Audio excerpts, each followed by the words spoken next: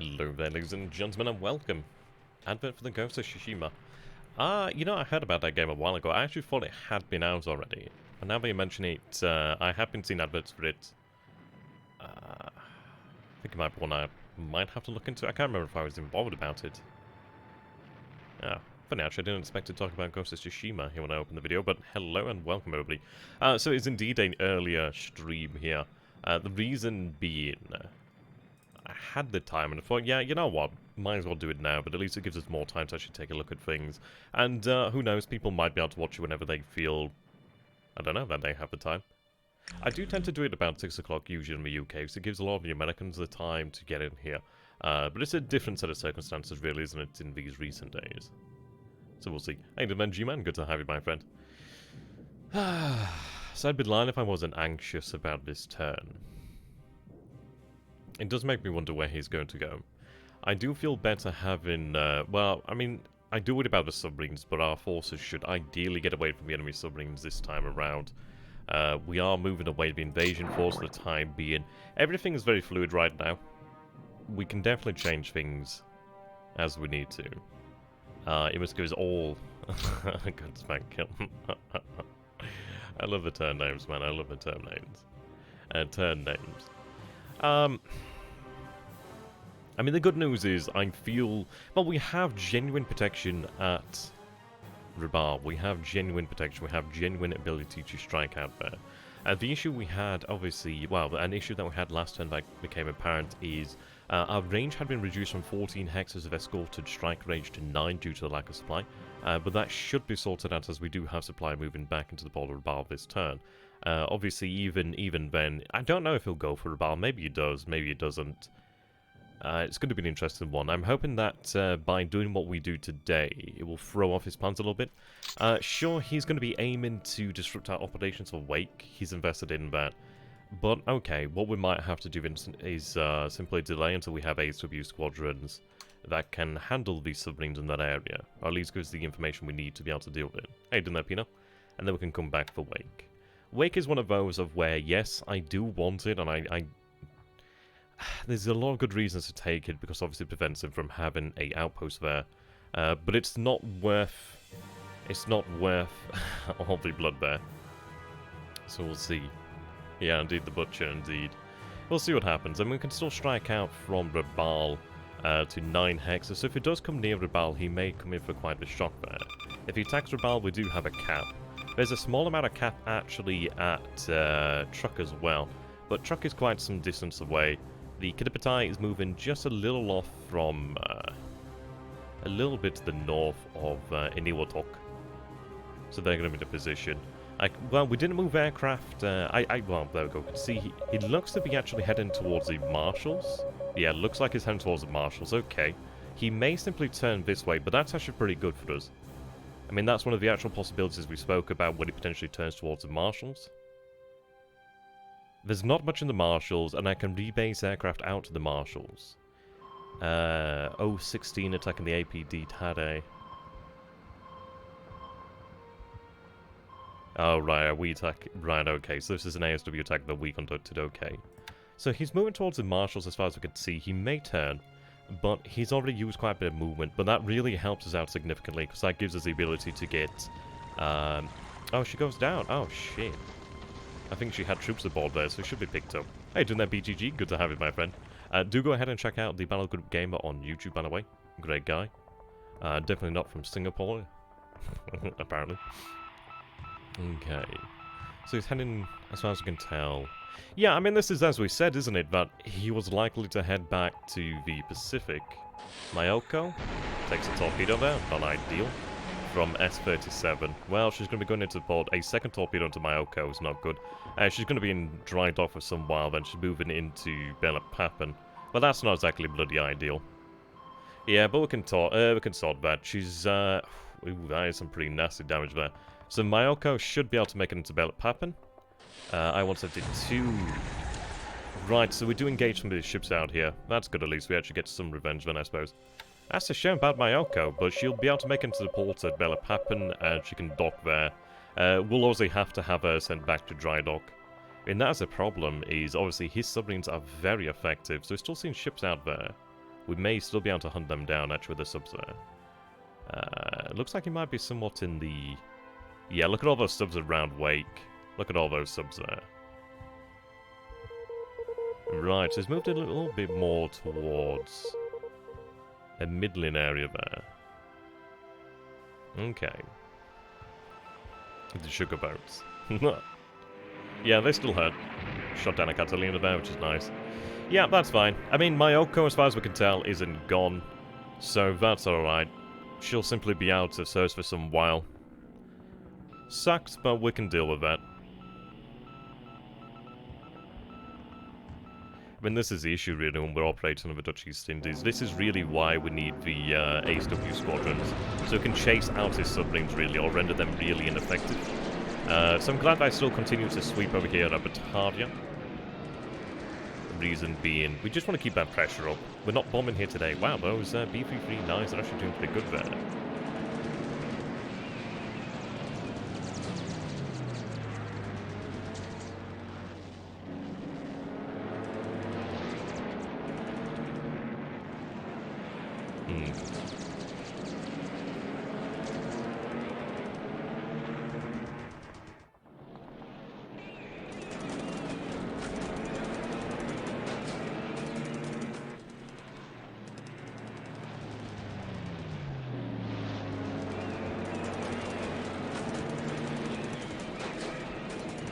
I'm surprised at how much damage they're taking there.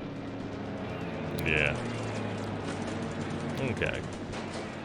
I wonder if that speaks of us the fatigue there, but we do have lesser squadron. So we were at 31,000 feet. Was he? Oh, so he was up at 32,000 feet then. Okay, so that would explain why they were a bit of a pain. So we're still bombing Singapore over here, but gotta get that pressure on the runway. The naval bombers actually seem to do better when it comes to actually bombing the airfields, but I imagine that's probably due to their experience.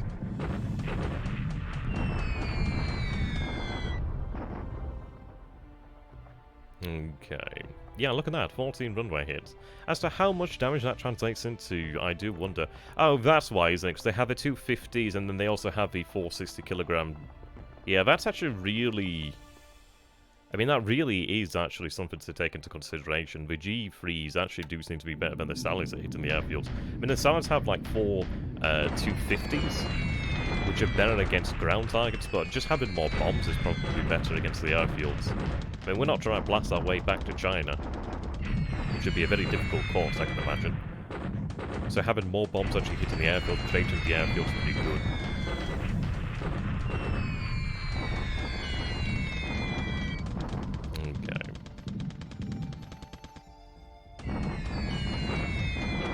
So the worst thing today then is Mayoko taking 2 torpedoes.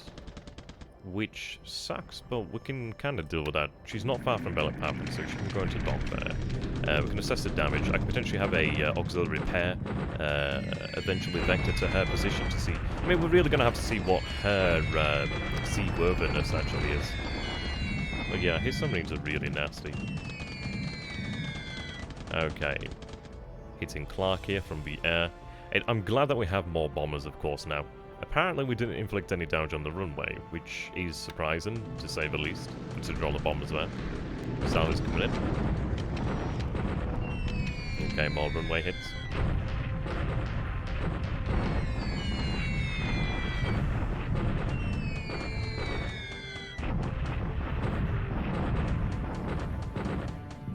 Okay. How you doing there, Justies? We've only just... Well, we're about 10 minutes in. The worst thing so far is the heavy cruiser Mayoko taking 2 torpedoes from a... Was it a Dutch or a British sub? But other than that, we saw the American carriers. They went more so towards the central area. Like, looks like they were heading towards the Marshalls, actually. An American S-boat, okay. Yeah, we have 1 shot down by flag. Yeah, the heavy damage was an interesting one there. No fires, though. No fires, which is good. Okay. Hitting Clark once again. It's good experience for these guys as well. Now, I do wonder... I think it should be about today that we would see forces actually move out of Clark if they're moving out of Clark. Oh, so we lose a third. That's a shame. It does make me wonder what will move out of Clark here today. If it indeed is today. I think it should be today. We'll see. A few more hits on the runway is always good. More hits over here in Singapore. I mean, this is what we needed. I decided to take the actual sallies from Palembang and actually have them hit Singapore as well. We've got to really get any damage up there. Is it only me or do I have sound problems? I don't know what sound problems would be. Everything looks to be fine on my end. Hey, don't know, Vulcan. The heavy cruiser Myoko took 2 torpedoes down here from a sub. Sucks. Beyond that, it looks like the American carriers are looking to head towards the Marshalls. Beyond that, we've just been bombing the airfields here at this moment in time. Right, L212s. Now, we should... Oh, did the supply not arrive here today? I was really hoping the supply would arrive at Palembang. We need that supply to arrive there. All the aircraft have been stood down due to the fact... it's like listening to an old radio station. Oh, wow, that's a shame, man. So moving into the PM phase here. Okay.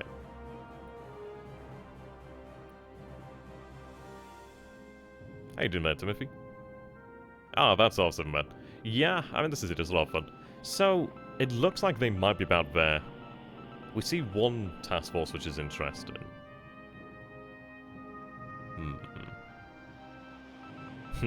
Mo signal. Mo signal, mo problems. Right, looks like the Myoko's made it into Port of BLeAcHACiD, I'd wager. Yeah, we had another ship sink as well. We're seeing ships in the Bay of Bengal, which is interesting. We saw them earlier, the AKs, I think they were. They moved further into the Bay of Bengal. It's good to actually have said information there. Right, so we are seeing HA-21s now, definitely escorting the Blenheims. Okay. A few casualties there. He's going to be feeling the pressure. I do wonder how he's going to respond to that, actually. Yeah, go ahead and check out BLeAcHACiD Gamer on YouTube as well. My voice went funny because I almost dropped my phone off my desk. I was like, oh shit. Right, something else has just sank there, which is interesting. It wasn't anything of ours, which makes me wonder what it could be. Though, interestingly, the ships that we saw moving out from from Wake, were damaged. So that does make me wonder. Right, so moving into the taxi event, so we have the attack against the 93rd. Yeah, so it looks like it's a smash core. Then obviously Doom there. I'm going to be launching a bombardment over here at Chengchao just to get an idea of what it has. We should be able to take that. He's completely surrounded. Yeah, they're obviously doomed here. Which is a shame, because that means that unit's going to be destroyed. Oh, it surrenders, of course. Which means it's going to be heading back to Chongqing in a good few days. But oh well. Yeah, 1,631 there. It gives us the ability to potentially march onto Nanyang now, if I so wish to do so. We are shock attacking the 2 cores, the 51st and the 69th Chinese core. One's destroyed there, it looks like. Is that one going to retreat? Yeah, that one retreats there. So we do destroy another one there. Okay. No casualties for us. Casualties for him. Right, bombardment. So there's not that much in the way of forces here at Chengchao. Yeah, those in clear terrain. So utterly devastating there, really. Right. So we do have 3 divisions there. I think I have a 4th division, so I could probably go for a deliberate attack, and it would just... Yeah, they're pretty much doomed. I mean, Chengchao's like clear terrain anyway. You can see bombardment's having a pretty good effect. So that's good. We can see they can definitely take it. I just wanted to get an idea of what their strength was like. Yeah, so we definitely have that. They're pretty much doomed there. They'll surrender. Right, now Clark.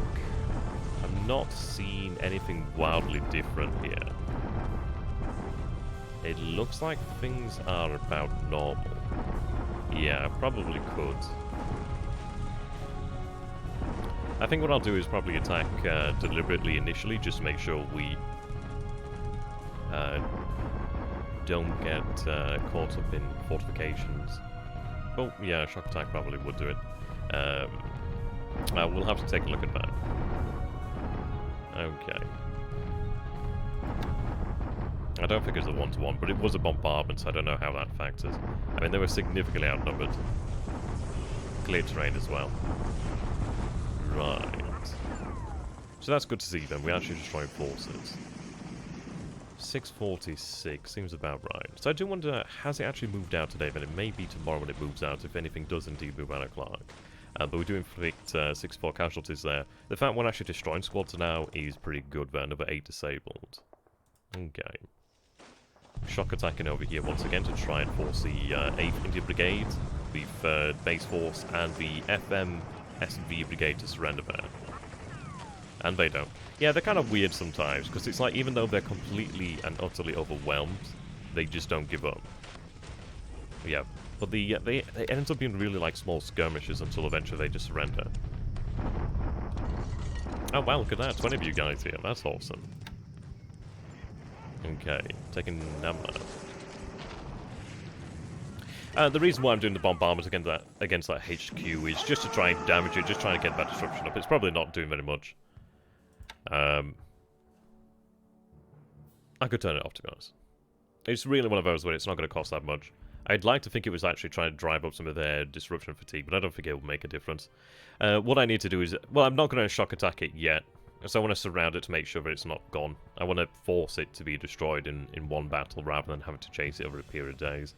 But obviously we'll shock attack it when we get round to that. It's one of those things that's been on a bit of a back burner.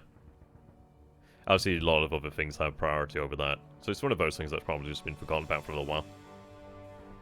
Okay. Interesting turn. He's moving as far as I can tell. And I mean, it looks like he's taking a more central position in the... what would that area be? I suppose it would just be the Pacific there, wouldn't it? So I'm going to go ahead and start by saving it then. And there's been no spankings, as he said. I mean, the Mayoko took a spanking, of course. But, well, this is a problem with submarines, really. There's only so much you can do about it. Okay. Now into 15th of January.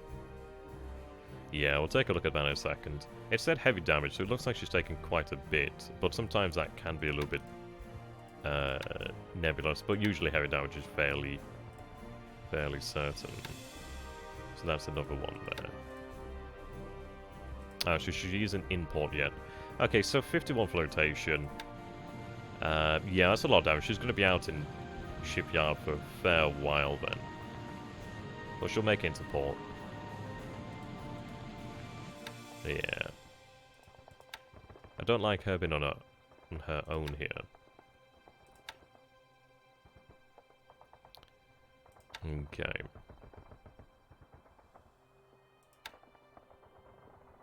Well, she'll make it to BLeAcHACiD. Yeah, it's a bloody problem with the actual submarines in this area. We will be able to address that in the near future, though. I mean, this is why it's so bloody important us actually having access to the ASW squadrons, because it will significantly change up the calculations here. Dadman's good with his submarines because he changed out the commanders, so that means that the submarines are significantly more dangerous. They hit significantly more often. Which, yeah, you can see he's hovering around here, which is interesting, because these are just DMSs. Obviously, he's trying to get the DMSs. I should really move the DMSs out of that area, just to prevent any, like, issues. So 22 airfield damage. Yeah, it's pretty tough to maintain that damage against Singapore. I should never have let it drop, really. But that's a big lesson that we've learned there. Okay. So the fleet headquarters have arrived over here. Issues, they don't bring any actual support, just naval support. But it means that Singapore will be good to go immediately then. So let's take a look then. So we're looking at 3345. So obviously we are going to have to wait a little bit longer for that to be recovered. But that's fine. We've got the airfield damage. We'll keep bombing it. We have our forces... Right, so they'll start crossing. So they'll be there in 2 days. And the armor will likely be there, give or take 2 days then, which is fine. At least the waters around the Malayan Peninsula are shallow and you can use all your SW weapons. Well, that's it, isn't it, really? I mean, it is... Well, I mean, the issue is it's shallow here, but it's deep ocean here, so it's a pretty nasty spot. It's very confined. It's a good spot for him to use.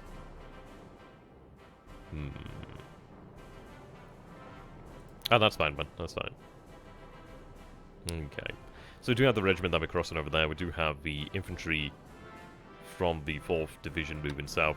So yeah, we're going to wait. We're going to rest these guys until we actually do have the other forces here at Singapore then we'll attack. It's significantly later than I ever expected, really. But this is it. We've learned quite a lesson in regards to Singapore. I think things could have gone significantly better then. Not bombardment. What you need to do is you need to actually cause damage like the airfield or the port, and that does stop the building of fortresses. But bombardment doesn't. Yeah, Singapore's a really annoying thing. I mean, even though those forces took a lot of damage, it's due to the fact that it's a large base where a lot of supplies, they don't give in easily. They'll crack soon. Right, okay. So I'm still seeing 22 units over here, which is what I believe it was beforehand. It still looks, yeah, it still looks like we're seeing the movement tick over here. I'm not seeing movement ticks here. They're still moving. There's 2 units there, but there's still 12 units in Manila. It does make me wonder what he's doing here.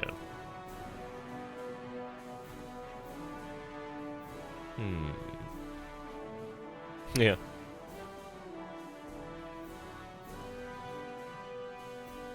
Well, you can understand in the THG game, obviously playing with a lot less experience at that point in time there, really. Which I do wish people would take more into consideration. I think people assume that, yeah, THG definitely had more experience when we began that game. I mean, that was my first play by email.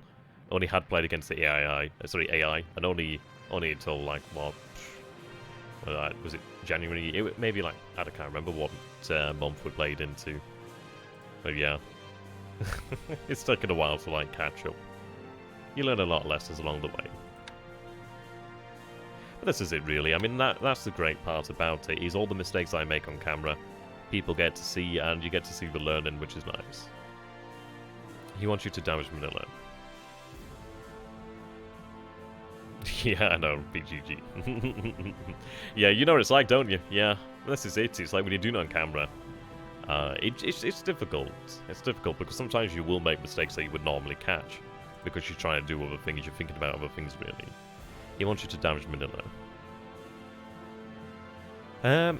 Well, to be honest, I do need to start bombing Manila's airfields. Apparently I have no damage at Clark, and I find that really hard to believe, but apparently that is so.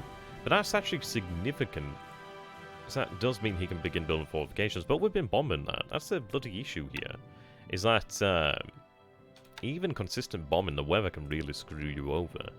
Or even just, the bombers are just not as effective the day before, really. Hey, Dunef Henry, yeah, good to have you, my friend. Yeah, the engineers do come in handy, of course. Oh, I'm sorry about that, Justice. Hopefully things will be improved shortly. Okay. Well, this is it. But even though we're bombing the airfields daily, he's still got a lot of engineers. I mean, this is the problem. We've hit it, but we just didn't have any results there. We didn't have the results that we needed. It looks like if we're hitting airfields in the future, using G3s might be the way to go. I mean, those 2 250s and then, like, the 460 kilograms is actually really quite good there. I mean, we've been bombing it daily. Let's see. Yeah, you can see that we had 13 Sallys, 3 Marys that time, 8 Lilies there, 6 Sonoras, and then we had additional ones afterwards. This is it. You'd think that they would actually have damage there. I could probably go lower, maybe, but yeah, it's just not that many bombs. That's it, 2 100s, 2 250s. The Sonoras are probably doing the best job by having the 4 bombs there. Well, this is it, but you can't have the great stuff everywhere. I see that just eat. Hopefully things actually do improve there, man. Yeah, no, good job, good job. Yeah, learn things in this campaign. But the good news is we have learned a lot of stuff that we could have played in future campaigns. Like, I definitely am a believer now in obviously having a lot of forces in Luzon. Yeah, well, I have the G3s and G4s doing things at the moment. I could probably free up a squadron from elsewhere. But as soon as Singapore's gone, I'm going to have a lot of bombers actually shifted elsewhere. Okay. He's only had today when he's had any progress on fortifications. He's at 2, so he'll be building to 3. I don't think he'll be able to do it immediately, but it depends on how many engineers he has. But even with 3 fortifications, he still had good results. So it's going to be one of those, really. Can't help it with the weather or can't help it with the poor bombers. But we do... Well, we will get more bombers out here then shortly. I'm not going to say if we're going to have more now. Just need to take a look at things before making any decisions. Okay. Yeah, that fatigue and damage. Issue is obviously the flak doesn't help. I do have more aviation over here now, though. Yeah. So, they're not major units. So we have 73 plus a 21 there, so we still need quite a lot. Yeah, the flak can be quite nasty, so it obviously causes the problems there, as when they do have to go and repair. I can close the tab and restart Twitch. Oh, that's good then. Ah, yeah, that's good to see then. Right, so we're looking at these guys. 6 units over here then, so 9,840. So we have more accurate numbers here, it seems. 12 units over here. 1 ship there, 9 ships there. Moving west. We're going to have to try and intercept those guys, because that would be nice to get in there. I'll see you later, G-Man. Have a good one, my friend. Right.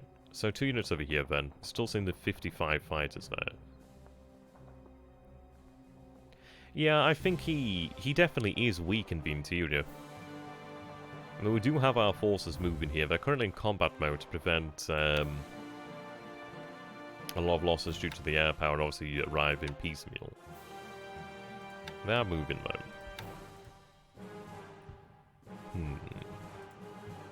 Right. So you finally arrived here. The first RTA. There we go. So you can sit there then. So what I can do now then is, yeah, you're moving. So what I should be able to do then is actually have the first RTA division reformed if I so wish to do so. But it might be that I simply have... It's probably worthwhile having a unit here, just make sure we have something here in place, perhaps. But I don't think I need to worry too much. I just worry that he could potentially do, like, some sort of amphibious landing there, so I just want to make sure we get rid of that possibility. Honestly, you can afford to be weak in the interior. There's only one other road into Burma, other than the coastal routes. Well, this is it, but the thing is, it's like, I don't think I'm going to go for Rangoon immediately. I think what I'd like to do is potentially use the Thai forces to move into the interior there. And causing problems. If I could get to the other side and try and cut off Rangoon, that'd be nice. He does have the AV to stop that. It's just a question of how he chooses to use it. But having any sort of pressure on Rangoon is good. Do you plan to transform Indian Ocean into a grave for the Navy? Well, so far it's been a grave for my Navy, but it's been a grave for both. I mean, he has lost quite a few light cruisers and destroyers potentially in that, but he definitely came out of a victory in that one, unfortunately. But what we're going to be doing really is essentially using the land bases and project power out here. I mean, if we take a look, that's... yeah, well, this is it. A G4 M1, for example, flying, what, 17 normal hex range with torpedoes, can cover the majority of the Bay of Bengal.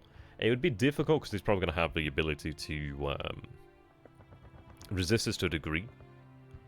But we can definitely project power out there. But yeah, so far it's more of a graveyard for our own ships, really. But we'll change that. Still quite some time to go, really. Still a long campaign ahead of us. Right then, Hayasho. Taking Ceylon would be nice, but we'll have to see about that. It's going to be harder without the MKB, of course. We can get additional carriers here in the future, but it's going to be a little while. We do have Shoho in Japan resizing. But we might have a use for other purposes. Right, let's go ahead and take a look at the air losses here. So, he actually lost 3 Catalinas today, then. So, 1 to the cap, 2 to the ops losses, which is nice. We had 2 sides there, 1 to flak, 1 to ops. A Lily there to ops. He had a Vindicator ops, which is nice. A Wildcat on ops as well, which is good. Okay. He doesn't get a load of those, so everyone he loses is... not exactly fantastic. I don't know exactly what the Allied build rate is for them, but I know it's nothing that can match our own. You know, in all honesty, I mean, we don't have an eye on the carriers as such right now, but we know they're roughly this area. So they're about 9. He could be flying extended range just on search, because I do have a couple PBs out here. But I'm so very glad. I was honestly expecting some sort of, like, full move. And he's still within range of Ramal. See, this is the thing here. Have I only still got 8,000 in here? Damn. I was hoping that we would have that situation sorted by now. The ship should have arrived. Yeah, they are unloading. I guess they just didn't unload as much as required. I suppose we do have a hefty usage. I do have those forces resting, yeah. I might have to put the other engineers into rest mode. But we'll have that supply now, which is fine. I was hoping that we would have had it today, but unfortunately not. The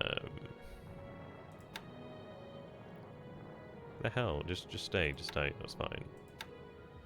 Okay. Yeah, they're unloading as well. So there's definitely a few thousand tons of supply here. Let's see, sort by supply. Yeah, there's a good few K here. There's like more than 10k supply of all these ships. We just need to get it unloaded. So I could have them dock and unload. I was hoping it would have actually been in the port now. But unfortunately not. In fairness, I may not even have to bother using the AS supply there. I think he wants to go back to Pearl. Main goal is probably truck. Well, I mean, this is the thing here. Let's see. Does he have information on Kitabatai? So he has information on Kitabatai. Okay. Let's see. You notice there's 2 submarines there. There's another submarine there. There's another submarine there. I think it's worthwhile we move down the area. I'd like to get them moving around here. But I'm really, really glad he went and moved just to cruise speed and mission speed, because that's given us a lot of time. It means I mean, I was honestly expecting a full speed maneuver here from him, but him moving only mission speed is fantastic, because that gives us so bloody much time to get forces out of the area, so I'm really glad there. I mean, all the forces that might have been potentially at risk are now actually pretty safe, for the most part, which is good. And I was considering actually moving the A620s from Turn 8 to Hollandia, but I'm glad that I decided not to. Do you know when he is now? We don't know when his carriers are now. We'd have to assume around this area. We know he's in this rough area due to the fact that he has been running reconnaissance over these guys. These guys are being detected there. I'm glad that we had him there, because it actually helps us to try and triangulate his potential positions. Yeah, and he didn't come back for Tulagi, which is not too surprising. He hit Tulagi and he sank some assets at Tulagi, but it could have been far worse. Managed to actually unload a good chunk of the fuel there from the tanker into Tulagi, so at least we got some fuel there. Obviously we need more supply. But it does mean that we can actually refuel our submarines there. I don't know. I don't think he gains anything from going back to New Zealand. The issue is we would have had a potential strike out for Rabal, but it's probably not the worst thing in the world, really, to not have it. Because if he's going to linger around the area, we'll see. He's been lingering... Oh, there's also some sort of bug here with regarding pilots. Like, I can fix that, don't worry about that. Let's see, what's fatigue like? So fatigue is a little bit lower here on the zeros. The Yamada detachment is much lower than it was yesterday, which is good. We also do have another 5 zeros on the pool here, which is excellent. So I could even put more zeros into this if I so wish to do so, because we can actually take on replacements now. So we can sort out the situation regarding supply. I was hoping it would have been sorted out now, but it's understandable. They did get a little bit more supply in there, but we can see this is where we need to have supply. But it's been a difficult time in the Rabal area, just because we have had to move in and out so many times, so things have gotten a little bit complicated. They have got a little bit confused there. Okay. Well, this is it. If he heads towards Rabal, I mean, he's 11 hexes out now. Even with lower supply, I can still strike at 9. I mean, if he was a little bit closer, we could potentially have another strike, but I don't particularly mind that as such. He's clearly cautious of Rabal. He's clearly cautious. He knows that we have G3s in that area, because he has seen and has shot some down with the cap over his actual fleet here. He's aware that Kitabatai is over here. So, I mean, if you take a look at this then, I mean, like, we're at 117, sort of they're at 117, 126, but 126 is what matters. So, 126, 117, we're at 105. So, we're like only, it's something like 8 hexes there, obviously, if you go straight. We're near enough. Parallel. Yeah, he's not down when it comes to his CVs.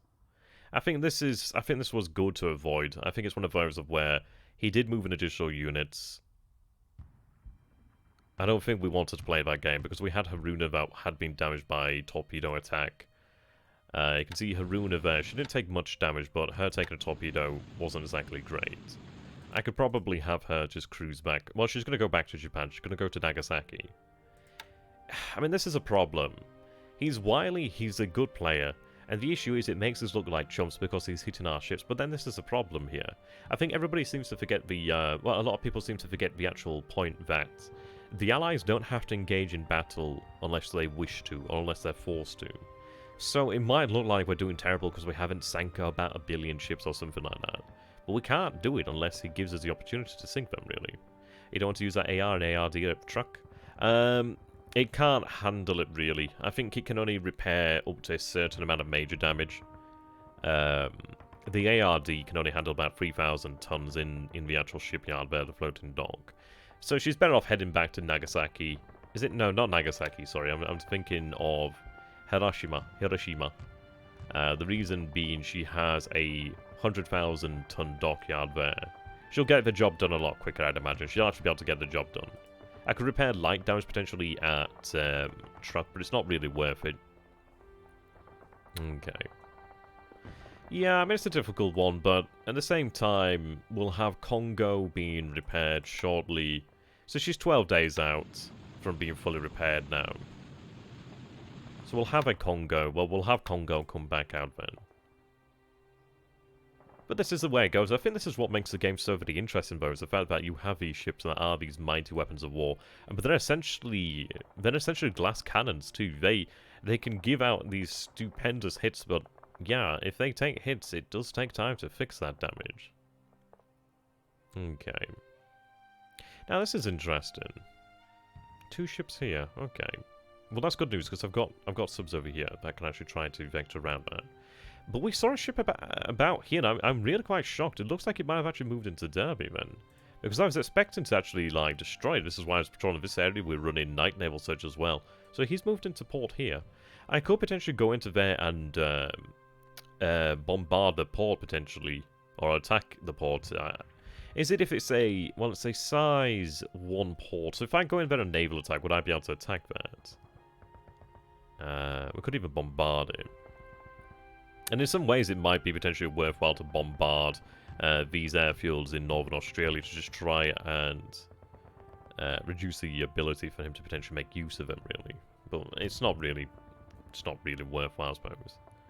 He could do a test to attack. Well, I mean, this is it. He's deliberate in what he does here. Darwin's defender. Darwin's probably mined as well. The good news is, as much as he's a pain with these guys, if he leaves the Coral Sea, then at least I can move upon Port Moresby. Port Moresby's not a stupendous pain yet. He stopped moving his forces over here, which is good. Okay. So we have some breathing room over here, then, which is nice to work with. We're also not seeing any complaints about supply. We need more supply in this area, but that's okay. And in fairness, all these ships that were at Rabaul probably had to leave anyway, because they weren't doing as much good there. But the good news is we do have the important ships out of the area. But even then, I mean, that's 20 hexes. But if he goes for a full speed movement, I mean, he's 18 out from truck. That's the problem. He could possibly go for a full speed movement to truck. Now, we do have some zeros here, which is good news. I mean, that's the good part. That's the part where we actually are somewhat safer now. I'm going to go ahead and make another save here just in case, because I'm just going to rebuild them. It doesn't make a difference, but I just don't want to have anything go accidentally wrong or something. Wouldn't it take several days of strikes per base to damage the airfield? It depends really on how good your bombardment is. Sometimes you can have like a really good bombardment. Okay. Now, I do have a Cargi in port over here at Truck. Let's see.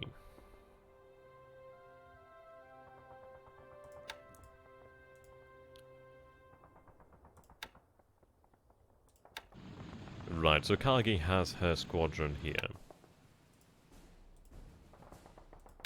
So if I take this unit over here, and I rebuild them, you can see that we have 21 zeros here that are able to defend Truck right now. So that split them up into 3 groups. But I can't take reserves on, so yeah, that was a good idea to actually save it before I did that, so I'm going to reload that. So it's not worthwhile, so I do need to get more reserves into there. Yeah, I know, I saved it, don't worry.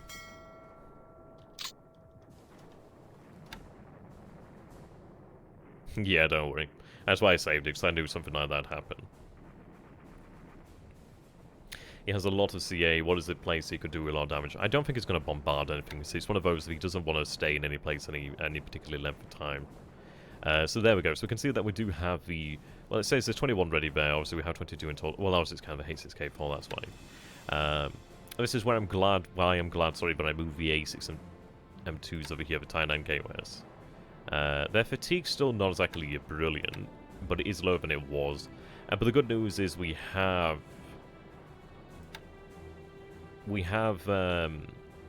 49 zeros there, obviously including the reserves and not ready, that could be moved to truck. So that's a pretty substantial amount of zeros. Okay, good, they're actually able to move, so that's excellent news. Okay. I don't think this cancels their ability to move out. I'm going to move them there. This is why I'm glad that I did make the save, actually. But it's interesting to see, actually, what happens here regarding pilots. So that was probably reserves, if anything, so... They probably didn't... Well, this is it. We don't have to have... Why is that... It's bizarre. If I disband this, then... Oh, that's very strange. We had 0 there, but now it's showing 2. Interesting. The old standards aren't that quick. They're really quite slow. Right, so if I just rebuild this here... Yeah, why did that split? That's very odd. Right, so if I rebuild that squadron there...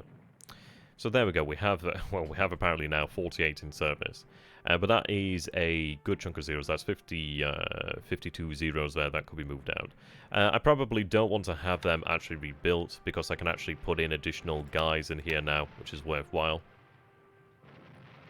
They can move out now, so that's fine. Okay. So that's a good number of zeros that we could put in there. Of course, I could put in additional zeros here. We could potentially fly zeros from here, but honestly, I could potentially take a look at flying zeros from over here as well. So it's an interesting one, really.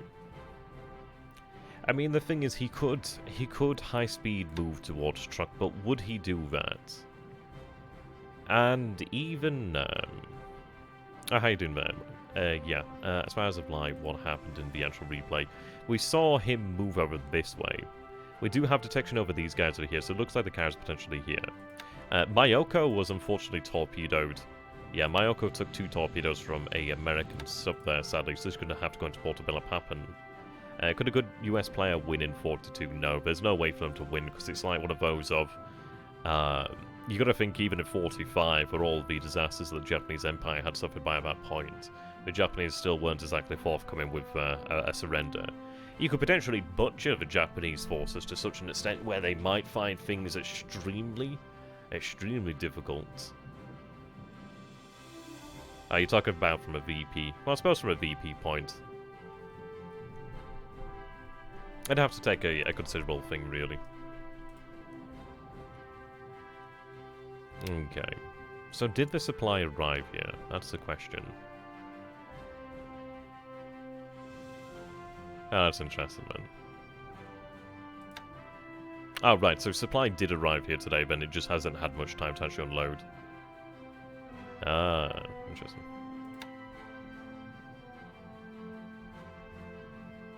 Well, what I'll say then is I think it's extremely hard for the Allied player to win in 42. Apparently it can be done, but it's extremely hard, of course. Right. Just take a look at our fatigue over here at Klarman. So that's pretty, you can see it hasn't actually decreased that much, in all honesty. But it's not bad, I could probably get away with that. The fact that we don't have any airfield damage here is a little bit annoying, but it just means that we are going to have to go for an attack just to make sure he doesn't rebuild anything. And if we can take him down to level 1 fortifications, that would be nice.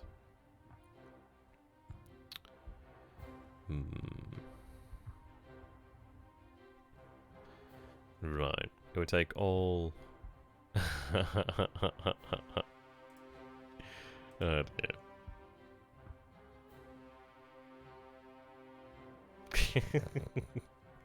Dadman's a good player. THG is also a good player, but yeah, Dadman has had multiple years of experience. He's not easy to predict as well, that's a problem. Okay. So I will order an attack over here. You're not going to join the attack, so I don't want to have that unit essentially ruined there.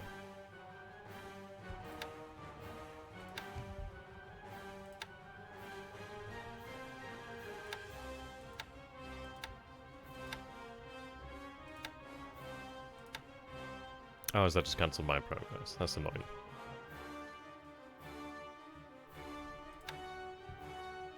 It's a little bit annoying to restart that, but I'm not too miffed.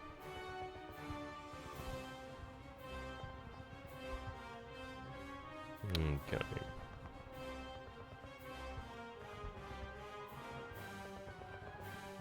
Right, so the second tank regiment has recovered to a good degree. There's no broken down tanks, which is nice. And this is it, we've had the additional time to actually build a preparation here. I mean, the problem is we had all these units prepared for Bitan, actually. Had we been... I mean, this is it, in future games, I won't prepare for Bitan as such. I'd be a hell of a lot more likely to actually prepare for Clark. I mean, this is the awesome thing here, is that we are learning a lot of very interesting lessons here.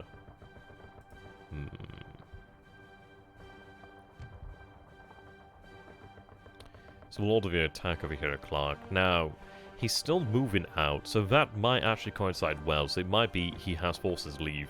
I mean, the crazy thing is, I don't imagine him... I don't know, would he abandon Clark? I don't think he would do. But I don't know what he could be moving out from Clark.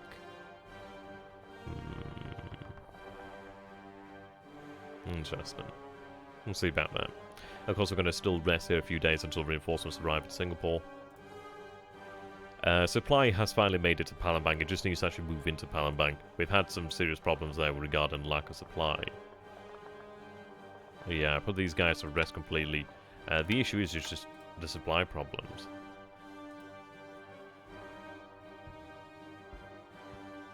Okay.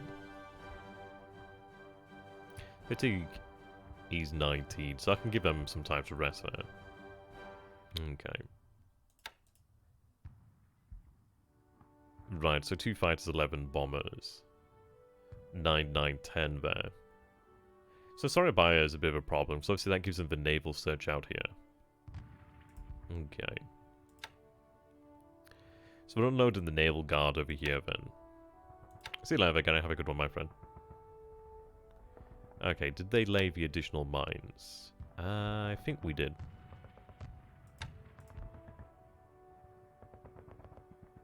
Yeah, Rachel. Oh, man. Who's my favourite character in Tower of God? What do they call him now? Oh, he's one of the first test administrators. What's he called now? Bloody hell. The thing is, I've read all the webcomics. I'm a few behind now. That was quite a few weeks there. That did take a while. That took a surprisingly long time. Who was it now? I have to think about that. Oh, Livro Ro. I like that guy. He's cool. Okay.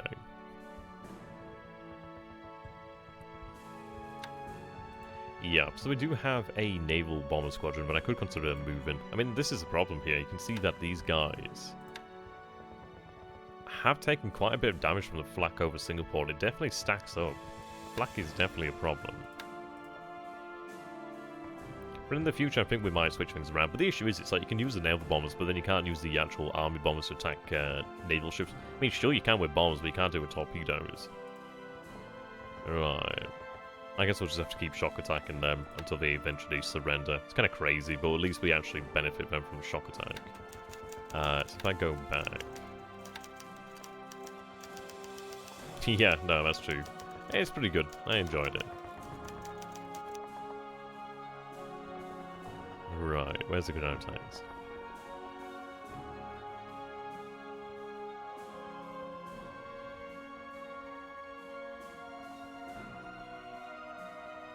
Yeah, but even over here at Clark, I mean, we had 4 vehicles, 1 destroyed, 3 disabled today.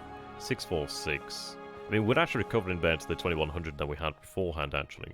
I don't think, well, we're never going to actually get to the 2100 properly, as we did lose troops permanently. But we are getting close. I mean, we are doing pretty well there. I wonder, I can't remember what we attacked with.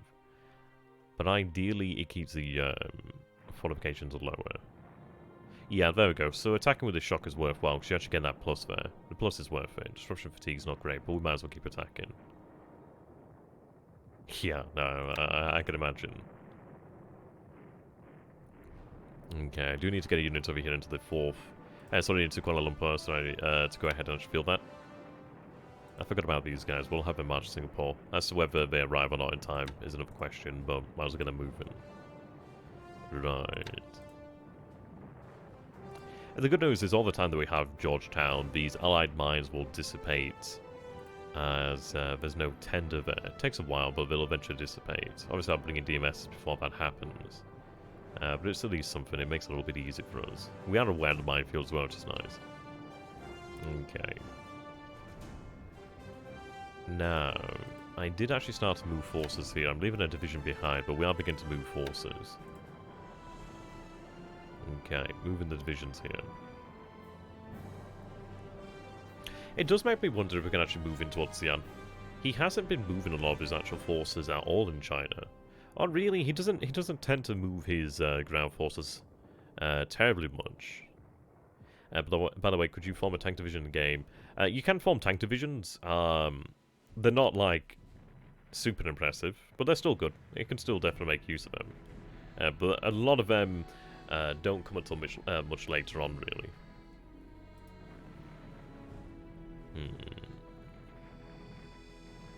Let's go ahead and check on the signal intelligence. Mojave, Christchurch, okay. Christchurch is interesting.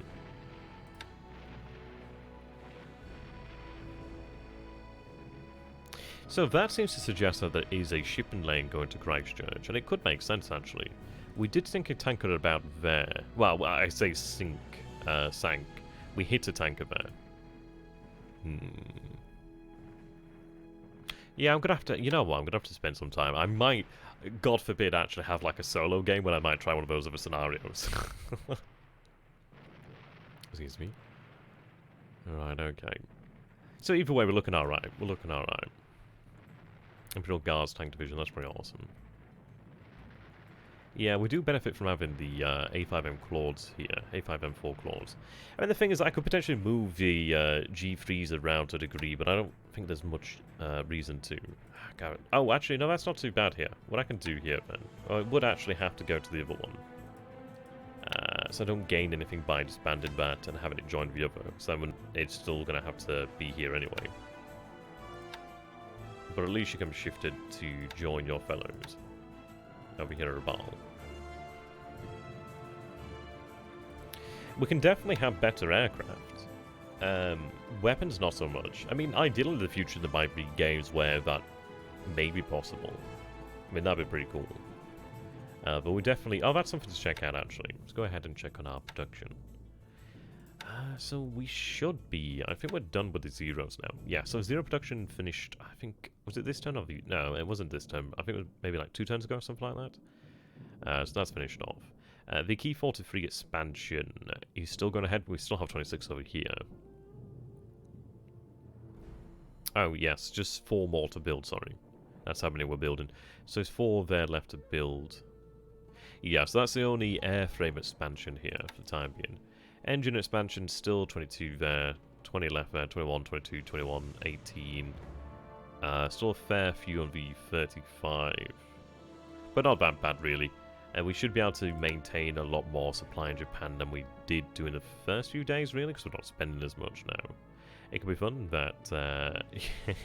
have a suit. But they had a super heavy battleship. Hey, did there, WEK? Good to have you, my friend. Yeah, it came as wacky. I like that. Okay. And go ahead and check on the R&D then. Sort by type. Sort of the other way then, so we go down. So the A62 Roofies, so we are getting there. We're not too far away from being able to actually do the R&D jump, which is going to be fun. I mean, that's going to be really good to take us off. B6 and... That one there is a bit of a problem. The fact there's been no progress is somewhat problematic. I don't get to say that word enough. And it actually means something. 2, 5, 3. The 5's good, the 2 not so good. 5's good. D4Y1C. I really want that. H8Ks. I really look forward to the day we actually have H8Ks. Those are awesome. Right, the Nick is going well here. I mean, that's going to arrive pretty quickly. This is why we have so many facilities there for the Nick, because it arrives so soon anyway. But the reason why we have so many facilities is so we can have it in real mass production when it does arrive, frankly. And the Nick is going to be nice. I mean, that's going to be essentially what we change out all the light bombers to, really. Awesome aircraft. Some really interesting versions of it. Yeah, Nick. I've never had a chance to use it, but it's going to be awesome. It's just great. It can kind of look after itself as like a fighter to a degree. And this is it, isn't it? You can't just intercept it and just like expect to shoot loads of them down, because it can actually sort of defend itself. Do you have to pay PP to switch? You know what? I'm not too sure. This is the thing here. This is why I haven't made tutorials as of yet, really. Is because I just don't have as much experience yet. Yeah, I can imagine strafing would be awesome. I can definitely imagine that. Can you imagine it against like a, I don't know, like landing ships? That'd be awesome. Yeah, super expensive. Yeah, well that's it, isn't it, really? Well, they're named, they're given like allied nicknames. This is what the allies sort of nickname them, really. Okay. Well, the good news is we do have resized squadrons, so we could probably just change out one of the larger squadrons. It'd be far easier, really. Or even, I don't know, we'll see how it goes, I'll show the Nick shortly by BGG. It's nice to have some different names in here as well. I think it's actually proved to be a bit better streaming about this time. Okay, so we do have the Key 83 then. Right, so we've got 2 frees. Oh, we have a free... Oh, no, sorry. Yes, we actually do have another free over here at Okayama. How you doing, bad? Good to have you, my friend. That's awesome, then. So we've got some 2s now. We have the free at Babashi. The free over here at Okayama. More 2s there. We have our free at Tokyo. That's looking good. 2 frees over here. The actual Key 84A Frank is actually going fairly well. We have, like, obviously, 2 1s there. 1 0, which is a shame. But we have, like, a 2, and then we have 2 frees and a 4. That's actually going pretty well there. What do you have as land R&D? Oh, for the IGN? IGA. I was thinking, IGN? What? For the IGA, obviously like the Key 49s. This isn't like the total R&D as such. Like, the way it works is you will have aircraft that arrive at historical dates. R&D allows you to like try and drag them forward, really. So we still get all the models of aircraft. It's just we won't get them as quickly unless we like focus on them as such. Let's go ahead and take a look at the Key 45 Nick. Alright, 120, interesting. Yeah, we'll take a look at that, actually. It would be worthwhile doing, even if we had to do it incrementally. So they are awesome aircraft. I think what we'll have to take a look at then is really what squadrons we have, and just do with the largest one possible, really. And build it up slowly but surely. Let's see here, then. Key 45 Nick. I can't recall which version we're going for. Which version do we have in R&D? So I have the KA1A, I think it is, KA1A? Or KAL? Sometimes it's a little bit hard to read the font there. Let's take a look. There's that one. Okay. Having 500 engine types, whatever plane you're reaching, yeah, it definitely does. In this scenario, you show us that advice to...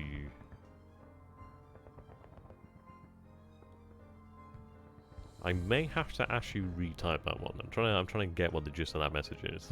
I don't want to spend and like it being correct. Sorry, respond. So yes, we do have the Key A1A. I think that's being researched at the moment. But I imagine you could probably switch the models at some point. But even then, this model, if we have to stick with this model, that's fine. We'll see. I have to double check with Gary. It's Gary who's really in charge of the R&D as far as it goes for choices. Who actually knows about R&D. So we do have here the central mounted 20mm cannon, which is nice. Ho-free cannon. We do also have the 12.7s, which is really nice. It's just genuinely quite good. It's really awesome. It is a fighter bomber, but it can look after itself. It's got 21 maneuverability, which ain't bad. It's got durability 36. It's got armor of 1, which is, well, having armor is nice. Oh, try to rewrite it with the style you show us the advice. Oh, that's awesome. Yeah, well, that's it, isn't it, really? You can definitely learn. It's like, the thing about this game is you're always learning. Because you're always looking at how other people do things. You're like thinking, oh, that's actually not a bad idea. Maybe I should try that out as well. It's pretty awesome like that. You do learn a lot. Definitely learn a lot. Like, I'm already thinking of what I'm going to be doing in future games, which is awesome. I like that. It's a game that is just great for it. So you can see here that we do have the 250 kilograms. Oh, how you doing there, Hilt? Good to have you. It's got armor. That is always unexpected in Japanese. Yeah, well, that's it, isn't it? No fighting lighter there. Yeah. And this is it. It's awesome. It's pretty good. It's got the same complement of bombs as the Key 48, I think. Or was the Key 48 the LeA 100 kilograms? I can't recall which one it is. But having 250 kilograms is nice. Having the actual cannon there is good. The altitude is not too bad. She's not particularly fast, but she's not particularly slow either. She's just generally all around good. She's got a good range to work with. It's pretty good. The beautiful thing here is we actually do benefit from the maneuverability modifier as well. So obviously it's like lower as we go higher, but it's not just set. I can actually alternate the altitudes if I even want to, which is it's handy enough. But it allows us to actually coordinate with other fighters well, which is good. Yeah, it's one of those where it can kind of escort itself to a degree, which is awesome. Yeah, I mean that's it. It's like obviously you send some fighters against that, and well, this is it. It can defend itself. Do you have a PowerPoint to the Japanese aircraft wire charts? I do somewhere, actually. I do somewhere. I'll have to get that, actually. Okay. God, I can't believe it's been an hour already. That's crazy. So, all in all, really, things are looking... They're looking alright. They're looking alright. I don't think there's anything I can really complain about. Oh, you... Right, okay. Oh, I see now. I think there's something like that. I've been using that to determine upgrades and engine types to build. Right, okay.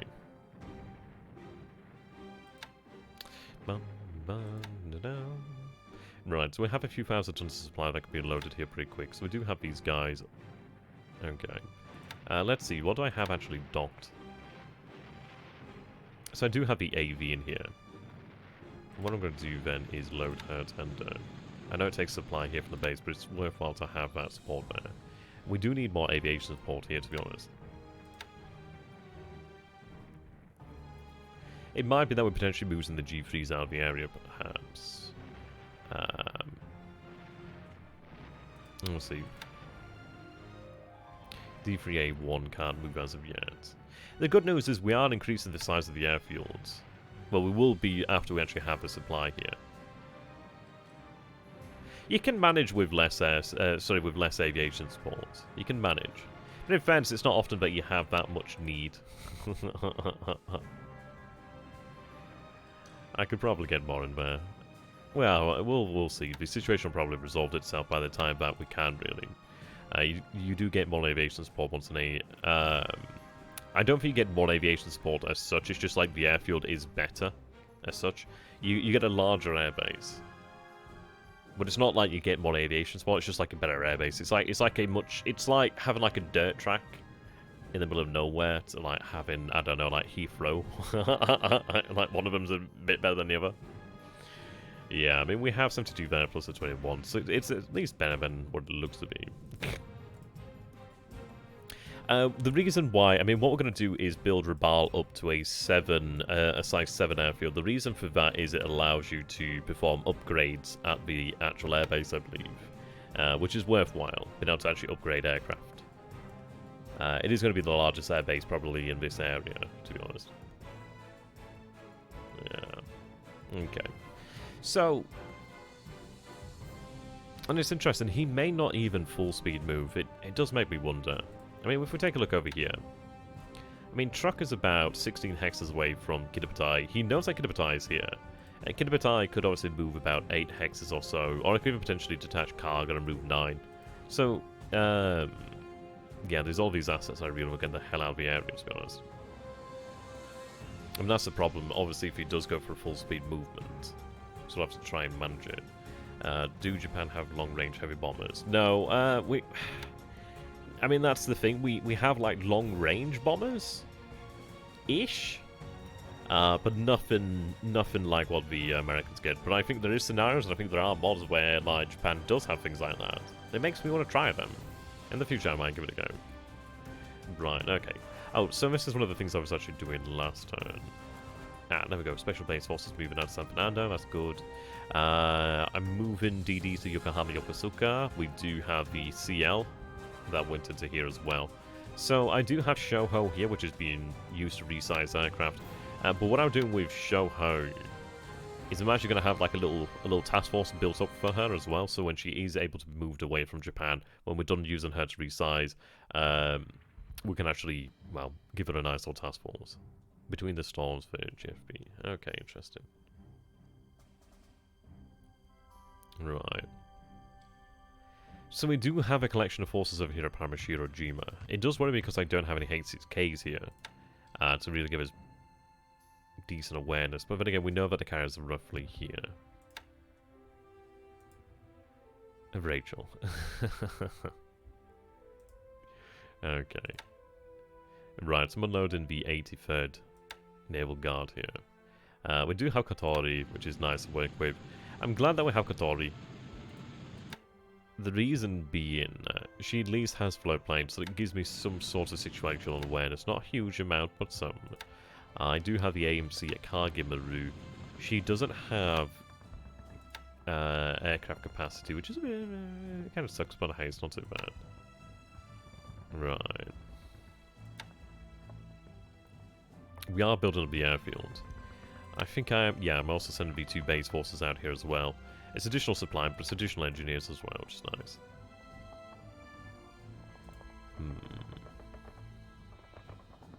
Having more supply would be preferable there. We have a decent amount of fuel to actually keep the ships moving. I think what we'll have to do then is get the Illusions operation underway shortly, really. Yeah, we're looking alright then. What are your plans for Paramashiro-jima? Well, we're building Paramashiro-jima up. What I'm going to be doing is actually building up all the Kurile Islands. And the reason being we want to have like some sort of... It's almost like a defensive wall then at that point. It gives us a little bit more capability to resist over here. I do have a JNAF Koi at Todofu. Just to start the process, I'm going to concentrate engineers mostly in places, but having some aviation support at Todofu is not too bad, because at least then I can actually base some float planes there if I so wish to do so. But what I'm going to do then is begin to build up Paramashiro-jima, and then I'll build up the other islands and the other bases in the chain there, and then at least we actually have something we can work with. But what I'm going to be doing over here at the Illusion Islands is I'm getting forces in position first and foremost, and then we're going to be going, and what I'd like to try to do then is land at each of these islands in the same turn if I could, or at least as many of these islands as I could in one turn, ideally, and seize as many of them as quickly as possible for essentially free and then move on. Now, Dutch Harbour would be nice to take, but obviously Dutch Harbour does have some pretty nice defences there. It could be done, but it would obviously be a more dangerous one. The thing we've got to do is take this into consideration of, well, his carriers are south, so we are going to have to choose a point at which we go for it, because there's not going to be many points at which we know where his carriers are, really. Some of those islands are too small. Yeah, well, that's it. That's it. You can still build, even if it says 0, I think you can still build an airfield on it. It's just exceedingly hard. It takes an exceedingly long time. There we go. So I think we'll call it about here then, actually. It's been pretty good so far. I mean, as far as it goes, it's definitely better than I was kind of expecting. I was kind of imagining him going out there with like a full-speed maneuver. He can still move towards truck. He's 18 hexes out from truck, so he could high-speed maneuver there, high-speed move there. But the question is, would he want to do that? Because he doesn't know if we have like an aviation headquarters at truck. We can get fighters in there. Like, for example, we have like 20-odd zeros there at truck right now. I could get another like 50 or so in there tomorrow. We have 18 zeros aboard the Akagi that I could potentially put into the airfield there. So we could have like somewhere in the region of like 50, 60, 70 fighters or whatever protecting truck. So truck looks like it might be vulnerable, but in reality it probably isn't. I mean, he might have a lot of like aircraft on the carriers, but the thing is well, this is it. He's going to have to run cap over his own carrier squadron, because he's going to have to take into consideration the possibility that we may attack him. So I think probably what we're going to do then is truck and more or less look after itself. I think as far as we go, it's likely the Marshall Islands was going to be looking towards moving. He may potentially go back towards Rabaul. But I think as far as it goes, it's probably not worthwhile moving things from Rabaul as of yet, because we want to... Rabaul's probably the area where he may strike if he strikes at all. I think what he might be looking towards doing then is trying to find anything in the central sort of Pacific area around those islands, and he could probably do that. If he moves at full speed, he could do that. But if he moves at full speed, that's using a lot of fuel. He knows Kidbati's in that area. So we'll see, really. We'll see. I don't think he wants to do that. It's very risky. If he's in the wrong hex, he could be potentially get bombed by 2 airfields and a task force. Well, potentially so. Potentially so. I mean, next time we'll have a supply in Rabaul. I was hoping that we would have had the supply in Rabaul this turn, but unfortunately not. And this is it. He's 11 hexes out from Rabaul now. If he had been within 9 hexes, he might have actually potentially taken a few torpedoes there. We'll see. We'll see. I doubt he's going to do it. He's not daft. But the fact is, he's still within 11 hexes of Rabaul, so I think he is testing the waters there. I think he is very much trying to test us. But this is it. I mean, beforehand he was 13 hexes out from Rabaul, and then he's now 11 hexes out from Rabaul. He may feel that we don't have the ability to strike him, or that we're obviously holding off because we don't have enough numbers as such. We'll see about that. What do you think of a historical mode where German win against USSR but not England? I don't know, really. I mean, as far as it gets into the old history, let modders sort that out, really. It's one of those of, like, the butterfly effect is just incredible. So it's significantly hard. It's hard to imagine. I still think the war would have been a loss for the Germans, of course. The reason being, well... But then again, it's one of those, would they have been able to establish autarky? But then again, this is it. Would it have really mattered at that point in time? Would it have even mattered? Yeah. Interesting though to think about, right?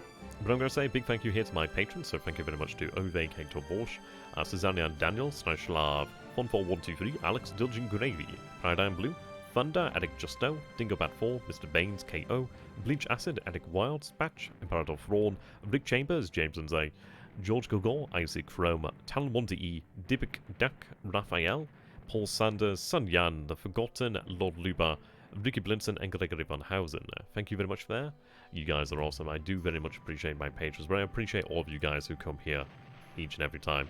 Might be different guys, might be different gals, but I still appreciate it.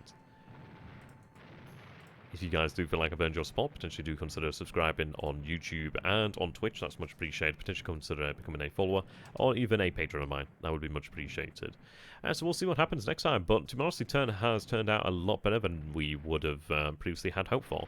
We've not had any strikes, but we haven't really had anything gone tremendously wrong as of yet. The fact that he hasn't doubled down on Tulagi shows the fact that he's not willing to remain static. That's interesting. Until next time, goodbye for now, Tanaheka Banzai. Do remember to check out the Battle Group Gamer on YouTube as well. Thank you very much. Goodbye for now.